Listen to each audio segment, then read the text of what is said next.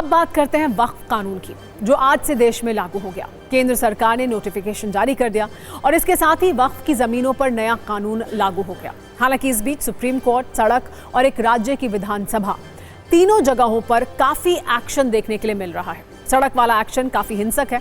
आज पश्चिम बंगाल के मुर्शिदाबाद में वक्फ कानून के विरोध में हिंसक रैली हुई। इस दौरान प्रदर्शनकारी काफी उग्र दिखाई दिए। प्रदर्शनकारियों ने पथराव और आगजनी भी की। उपद्रवियों ने पुलिस की गाड़ियों को भी आग के हवाले कर दिया। इसमें पुलिस की गाड़ियां भी शामिल हैं। प्रदर्शनकारियों से झड़प में कई पुलिसकर्मी घायल भी हुए। पुलिस हिंसा करने वालों को काबू करने की कोशिश कर रही है। आंसू गैस के गोले भी दागे गए। प्रदर्शनकारियों ने नेशनल हाईवे 12 को जाम कर दिया है। इस सब के बीच केंद्र सरकार ने सुप्रीम कोर्ट में एक कैविएट दाखिल कर ये कहा है कि वक्फ कानून पर कोई भी फैसला करने से पहले सुप्रीम कोर्ट उनका पक्ष सुने।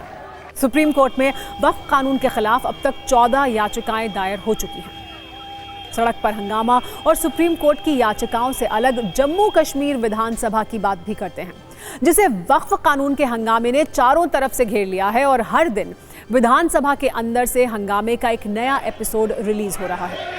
लगातार दूसरे दिन जम्मू कश्मीर विधानसभा में बाकी सभी कामों को छोड़कर वक्फ कानून पर बहस की मांग वाला हंगामा और इसकी शुरुआत सत्ताधारी नेशनल कॉन्फ्रेंस ने की। एनसी ने स्पीकर से कार्यवाही रोकने और स्थगन प्रस्ताव को मंजूर करने की मांग की और इसी दौरान हंगामे का राउंड 2 शुरू हो गया।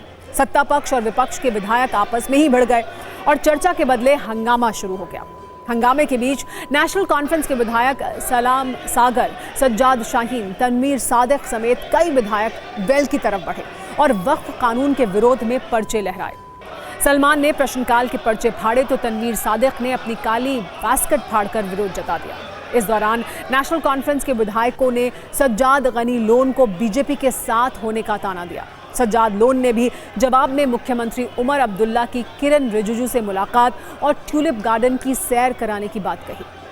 हालांकि इस दौरान पीडीपी विधायक वहीद उर रहमान पारा ने वक्फ संशोधन अधिनियम पर चर्चा के लिए एक नया प्रस्ताव पेश करने की कोशिश की तो उन्हें सदन से बाहर निकाल दिया गया। विधानसभा अध्यक्ष जब पारा को अपनी सीट पर लौटने के लिए कह रहे थे, तभी एनसी विधायक अब्दुल मजीद लाडमी ने उन्हें पीछे धकेलने की कोशिश की। इसी दौरान अध्यक्ष ने मार्शल को आदेश दिया कि वहीद पारा को सदन से बाहर ले जाएं। हालांकि पारा को बाहर निकाले जाने के बाद भी हंगामा जारी रहा।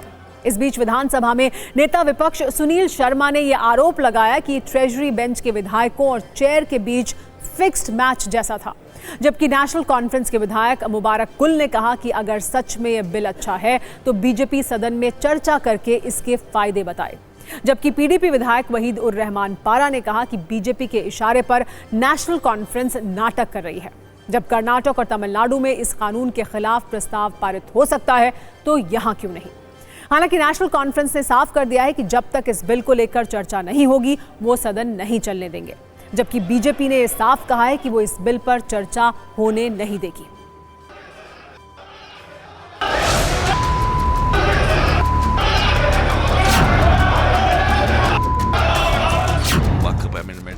जो है इसको एमेंड करना यहाँ सरकार के डोमेन में कहा है, क्या अख्तियार बना है, तो आप एडजॉर्नमेंट मोशन कैसे ला सकते हैं। इसलिए मैंने क्लियर कर दिया कि ये पॉसिबल नहीं। मैंने रूलिंग दे दी है और वो फाइनल है, मैंने यही कहा।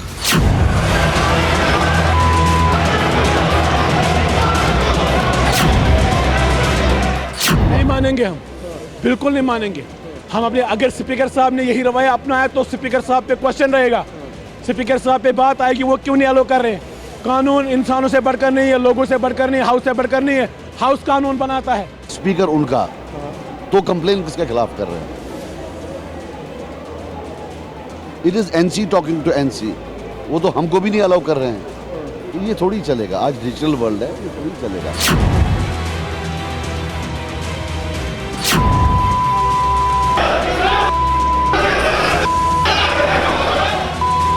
हकीकत ये है कि मुस्लिम मेजॉरिटी स्टेट 24 करोड़ मुसलमान आज इस असेंबली को देख रहे हैं और इस असेंबली ने ये फैसला किया, इस रेजोल्यूशन को हम पास नहीं करेंगे, that we do not want to reject the Waqf amendment. और हमने स्पीकर साहब के डिसीजन का वेलकम किया है, लेकिन बदकिस्मती है कि नेशनल कॉन्फ्रेंस के कुछ गुंडे जो हैं वो हाउस को डिस्टर्ब कर रहे हैं। आज भी उन्होंने स्पीकर को आंखें दिखाई है। स्पीकर साहब को चाहिए था कि उनको मार्शल आउट करें, जैसे पीडीपी के लोगों को मार्शल आउट किया था, लेकिन अभी एडजर्नमेंट हुई है। इसके बाद दोबारा हाउस लगेगा हम बिल्कुल अलाउ नहीं करेंगे वक्फ बोर्ड पे कोई भी चर्चा।